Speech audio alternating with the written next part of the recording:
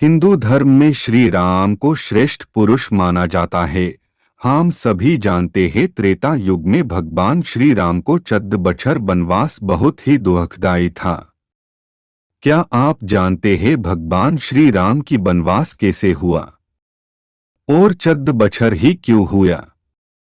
अगर आप नहीं जानते हो तो चलिए इसके बारे में आपको सारी बातें बताता हूँ। दोस्तों, अगर आप हमारे चैनल पर नई हो और भगवान की एक सच्चे भक्त है और अभी तक हमारे इस चैनल को सब्सक्राइब नहीं किया तो तुरंत सब्सक्राइब करिए और बेल आइकॉन को प्रेस करिए इस तरह वीडियो पाने के लिए। वाल्मीकि की लिखी रामायण के अनुसार कैकेयी की जिद की वजह से राम को वनवास हुआ था। दासी मंथरा के बहकावे में आकर कैकेयी ने राजा दशरथ से ये वचन मांगा। उन्होंने अपने बेटे भरत के लिए राजगद्दी तथा राम को 14 वर्ष वनवास देने का वचन मांग लिया। दशरथ ये वचन देते वक्त बेहद दुख की अवस्था में थे, लेकिन वचनबद्ध होकर वह कुछ नहीं कर सके। रामायण महाकाव्य सनातन धर्म का एक प्रमुख ग्रंथ है, जिसे अगर धार्मिक, पौराणिक, ऐतिहासिक और दार्शनिक ग्रंथ कहा जाए तो यह गलत नहीं होगा। रामायण के हर पन्ने पर अनेक रहस्य और रोमांच छुपा है। रामायण की सबसे बड़ी घटना भगवान राम का वनवास जाना है। रामायण के अनुसार माता कैकेयी ने महाराज दशरथ से भगवान राम के लिए 14 वर्षों के लिए वनवास मांगा था, जिसकी वजह से रावण का अंत हो सका। लेकिन क्या आप जानते हैं कि कैकेयी ने राम के लिए पूरे जीवन के बजाय केवल 14 वर्षों का वनवास क्यों मांगा? आइए जानते हैं इस घटना के पीछे क्या कारण है। राजा दशरथ की तीसरी पत्नी कैकेयी भगवान राम से अपने बेटे भरत से भी ज्यादा प्रेम करती थीं। उन्हें राम से बहुत आशाएं थीं। जब कैकेयी ने भगवान राम से 14 वर्षों का वनवास मांगा था तब सबसे ज्यादा भरत हैरान हुए थे, क्योंकि वह जानते थे कि माता राम से कितना प्रेम करती हैं। लेकिन आपको जानकर हैरानी होगी कि देवताओं ने कैकेयी से यह काम करवाया था। इसके पीछे एक रोचक कथा है। विवाह से पहले कैकेयी महर्षि दुर्वासा की सेवा किया करती थीं। कैकेयी की सेवा से प्रसन्न होकर महर्षि दुर्वास ने कैकेयी का एक हाथ बजर का बना दिया और आशीर्वाद दिया कि भविष्य में भगवान तुम्हारी गोद में खेलेंगे। समय का पहिया चलता रहा और कैकेयी का विवाह राजा दशरथ से हो गया। एक समय स्वर्ग में देवासुर संग्राम आरंभ हो गया। देवराज इंद्र ने राजा दशरथ को सहायता के लिए बुलाया। रानी कैकेयी भी महाराज की रक्षा के लिए सारथी बनकर देवासुर संग्राम में पहुंच गईं। युद्ध के दौरान दशरथ जी के रथ के पहिए से कील निकल गया और रथ लड़खड़ाने लगा। ऐसे में कैकेयी ने कील की जगह अपनी उंगली लगा दी और महाराज की जान बचा ली। राजा दशरथ को जब पता चला कि कैकेयी ने युद्ध भूमि में किस साहस का परिचय दिया है तो वह बहुत प्रसन्न हुए और 3 वरदान मांगने के लिए कहा। कैकेयी ने उस समय प्रेमवश यह कह दिया कि इसकी जरूरत नहीं है, अगर कभी जरूरत होगी तो मांग लूंगी।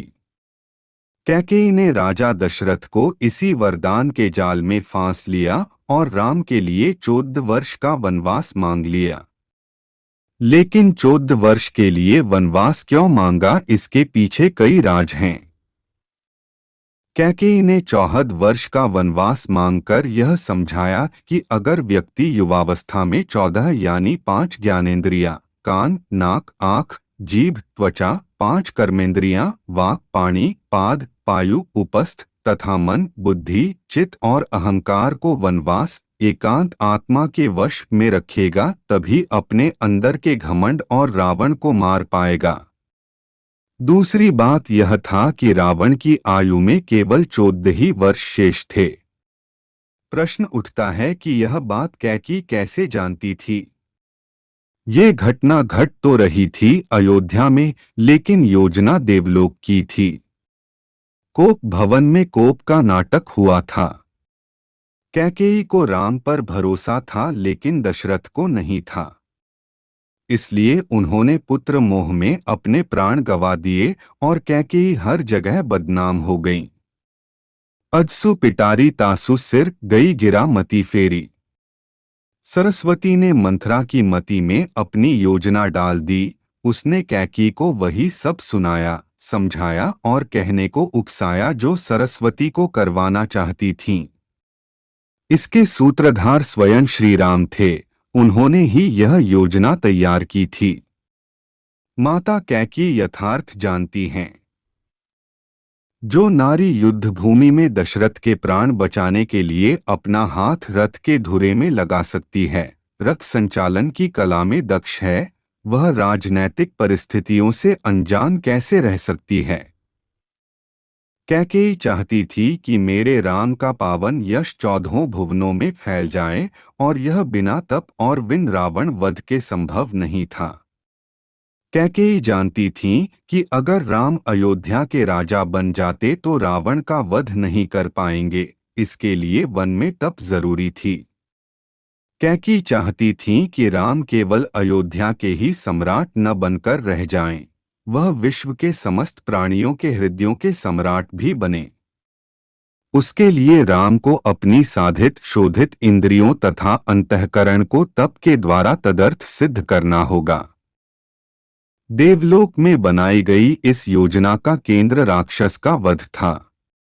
महाराज अनर्ण्य के उस शाप का समय पूर्ण होने में 14 ही वर्ष शेष थे, जो शाप उन्होंने रावण को दिया था कि मेरे वंश का राजकुमार तेरा वध करेगा, जिससे भगवान राम ने रावण का वध किया और देवलोक की योजना पूरी की।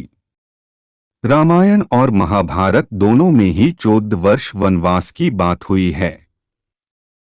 रामायण में भगवान को 14 वर्ष का वनवास भोगना पड़ा था, जबकि महाभारत में पांडवों को 13 वर्ष वनवास और 1 वर्ष अज्ञातवास में गुजारना पड़ा था। दरअसल इसके पीछे ग्रह गोचर भी मानते हैं। उन दिनों मनुष्य की आयु आज के जमाने से काफी ज्यादा होती थी, इसलिए ग्रहों की दशावधि भी ज्यादा होती थी। शनि चालीसा में लिखा है, राज मिलत बन राम ही दीन्हा, कैकेयी की मति हरि लीन्हा, यानी शनि की दशा के कारण कैकेयी की मति मारी गई और भगवान राम को शनि के समयावधि में वन वन भटकना पड़ा, और उसी समय रावण पर भी शनि की दशा आई और वह राम के हाथों मारा गया। यानी शनि ने अपनी दशा में एक को कीर्ति दिलाई तो दूसरे को मुक्ति।